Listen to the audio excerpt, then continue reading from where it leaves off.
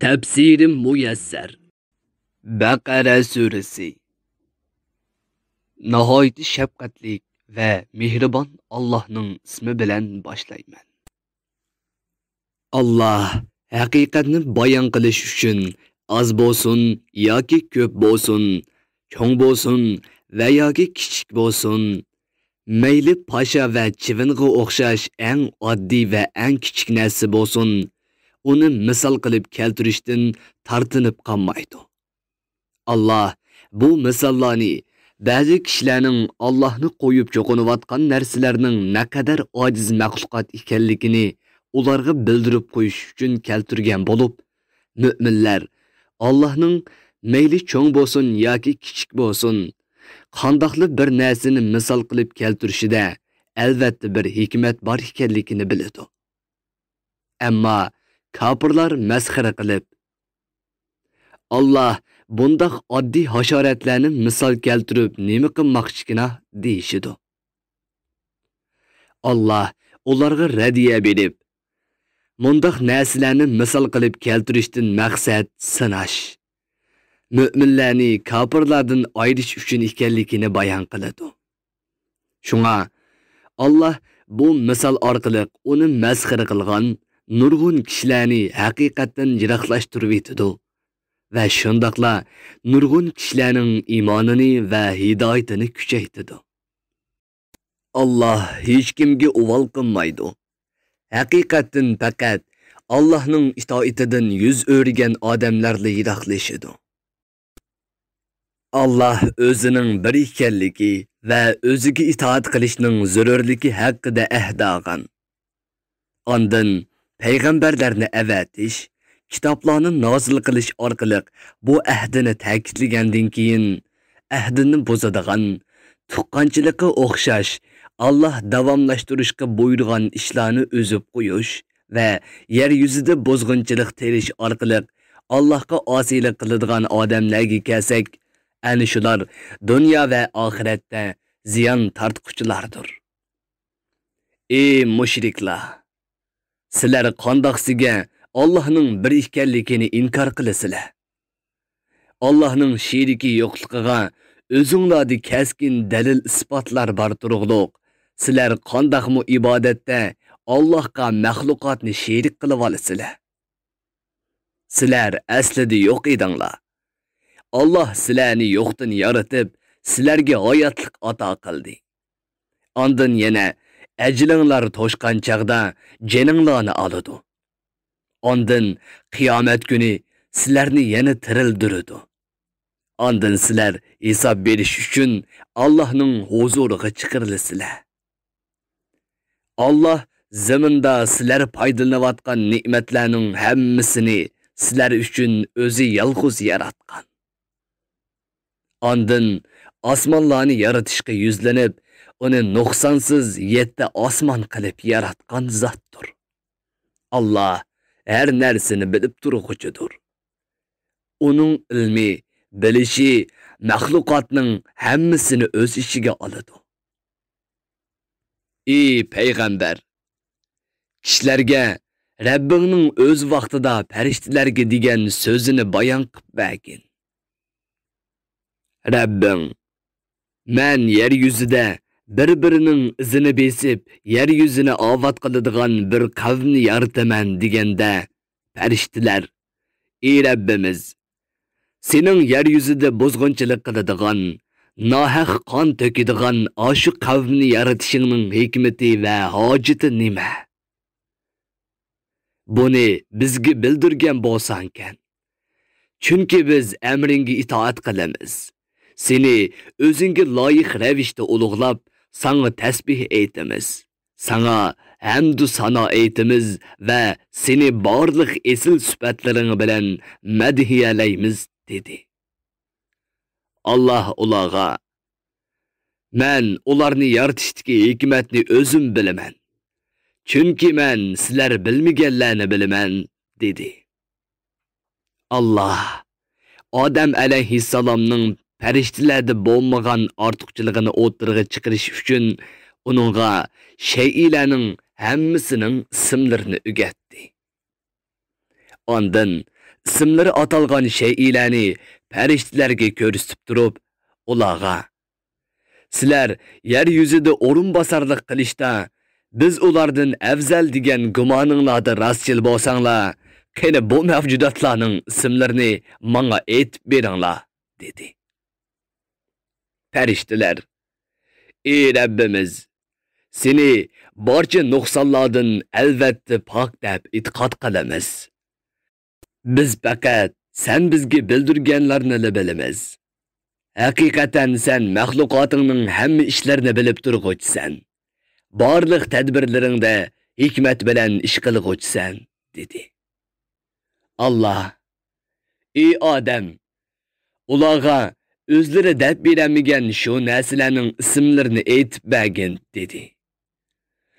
Odam ularga bu narsalarning ismlarini aytib berganda, Allah farishtalarga: "Men sizlarga osmonlarda va zaminda sizlar bilmaydigan, hamda sizlar oshkor qilgan va yoshirgan narsalarning hammasini bilaman degan emasmidim" dedi. Ey payg'ambar, insonlarga Allohning odamni qanday hurmatlaganligini bayon qilib bergin. O'z vaqtida Allah farishtalarga odamni hurmatlash va uning ustunlikni namoyon qilish uchun uningga sajda qilinglar degan edi. Farishtalarning hammasi sajda qildi. Faqatla iblis qalbidagi kibr va hasad sababidan odamga hasad qilib, uningga sajda qilishdan bosh tortdi. Shuning bilan u Allohni inkor qilguvchilardan va uning amriga osiylik qilguvchilardan bo'lib ketdi. Allah odamga dedi: "Ey odam, sen va ayoling Havvo jannatda birga tug'in. Jannatda sizlar xohlagan joylarda yurib, mevalardan keng tashoyinglar. Ammo bu daraxtga yaqinlashmanglar. Bo'lmasa gunoh ma'siyatga tushib qolasizlar. Shuning bilan Allohning amriga osiylik qilgan bo'lasizlar."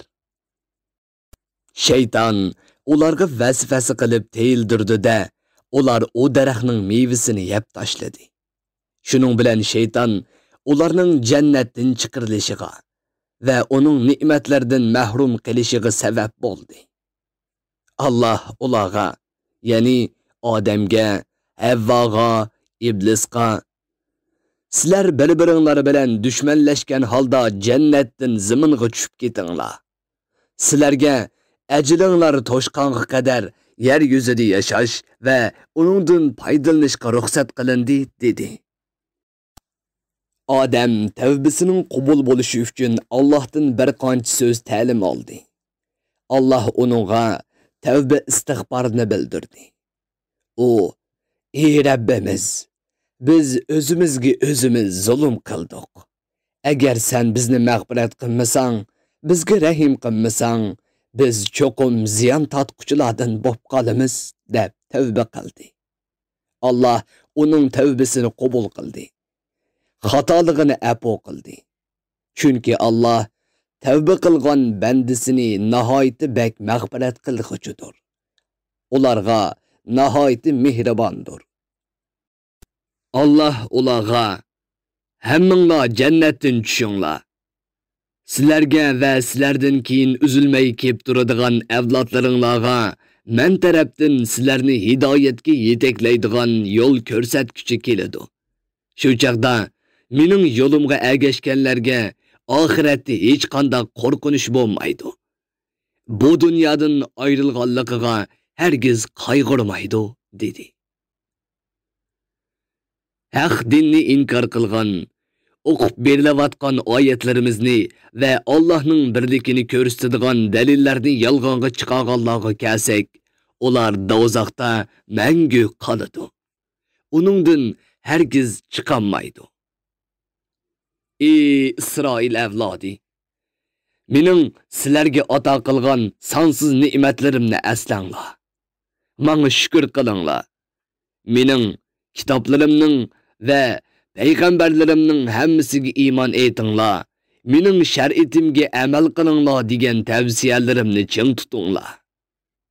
Agar sizlar shunday qilsanglar, Men sizlarga bu dunyoda ne'mat ato qilish va oxiratda nijotlikka erishtirishdan iborat va'damni ishga oshiraman. Sizlar mendan qo'rqinglar. Meni inkor qilib, ahdinglarni buzib, mening azobimga tegishlik bo'lib qolishdan hazar aylanglar. Ey Isroil avlodi! Men payg'ambarim Muhammadga nozil qilgan asli Tavratdan sizlar biladigan haqiqatga muvofiq keladigan Qur'onga iymon keltiringlar. Sizlar ahli kitob ishidan Qur'onni inkor qilgan kofirlarning tunjisi bo'lmanglar. Mening oyatlarimni dunyoning arzimas manfaatlaridan bo'lgan ozg'ina pulga setib etmanglar. Menga itoat qilinglar, gunoh ma'siyatni tashlanglar. Men sizlarga bayon qilib bergan haqiqatni o'zinglar o'ydirib chiqargan botilga aralashtirmanglar. Muhammad alayhissalomning kitobinglardagi sifatlardan iborat bu o'p-o'chiq haqiqatni yoshirishdan hazar aylanglar. Albuki sizlar bu sifatlarning o'z qo'linglardagi kitobinglarda borlig'ini obdan bilasizlar. Namozni Muhammad alayhissalom o'rgatgan bo'yicha to'g'ri yo'sinda mukammal o'qish, farz qilingan zakotni to'liq ado qilish va Muhammad alayhissalomning ummati ichidan Allohga ruku qilg'uvchilar bilan birga bo'lish orqali islom diniga kiringlar. Sizlarning va ulamolaringlarning kishilarni yaxshi ishlarni qilishga buyurib turib, o'zinglarni unutib qolishinglar nima degan qabih ish. Kishilarni islomdan iborat bu katta yaxshilikqa da'vat qilmamsizlar. Halbuki sizlar Tavratni o'qib tursizlar. Uningda Muhammad alayhissalomning sifatlarini va uningga iymon etishning zarurligini bilasizlar emasmi? Sizlar aqlinglarni ishlatmamsizlar. Musibatlarga sabr qilish, toat ibodatlarda chidamliq bo'lish, gunoh ma'siyatlardan saqlanishda ching turish bilan va namozni mukammal o'qish bilan barliq ishlaringlarda Allohdan yordam tilanglar. Sheksizki, namoz Allohdan qo'rqadigan, jannatni umid qiladigan, o'lgandan keyin Rabbiga uchrashadiganligiga, amallardan hisob berish va mukofotini yoki jazosini olish uchun uning dargohiga qaytadiganligiga jazman ishonadigan kishilardan boshqalarga haqiqatan ig'ir keladi. Ey Isroil avlodi! Mening sizlarga ato qilgan sonsiz ne'matlarimni aslanglar. Bu ne'matlar yuzidan menga shukr qilib minnatdorliginglarni bildiringlar. Mening o'z vaqtida sizlarga nurg'un payg'ambarlarni avatish va Tavrat, Injil qatorliq samoviy kitoblarni nozil qilish orqali sizlarni shu zamonlardagi jahon ahlidan ustun qilganligimni aslanglar. Qiyomat kunidan qo'rqinglar. O kunda hech kimga yordam qilolmaydi.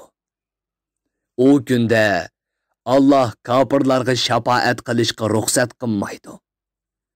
Kofirlar dunyoning butun boyligiga ega bo'lgan taqdirdami, azobdan qutulish uchun ulardan fidya qabul qilinmaydi. Ularga yordam qilish va azobdan qutuldirish hech kimning qo'lidan kelmaydi. Ey Isroil avlodi! Bizning sizlarni Fir'avn va uning tarafdorlarining qattiq zulmidan qutqazganlikdan iborat ne'matimizni aslanglar. Ular sizlarga eng qattiq azoblarni tetitdi. O'g'illaringlarni o'ltirib, qizlaringlarni xizmatga selish va xorlash uchun tirik qoldiratdi. Buningda Rabbinglar tarafidan sizlar uchun sinaq, shundaqla sizlarni shu azoblardan qutuldirganligidek katta ne'mat bordir. Bu sizlarning va avlodlaringlarning har zaman Alloh taologa shukr qilishini taqozo qiladi. Tafsirim muyassar. bir guruhi o'dmalar nashrga tayyorlagan. Tarjima qilguvchi Muhammad Yusuf Muhammad Tursun. Muharrir Abdurahim Davlat. Korrektor Abdulaziz Aqhun. 2020-yili yanvar 1-nashri. Teklimakan Uyg'ur nashriyoti tarafidan nashr qilingan. Mikrofon oldida İmran Abdug'ani Sadai. Bu asar avlod detallarida tarqitildi.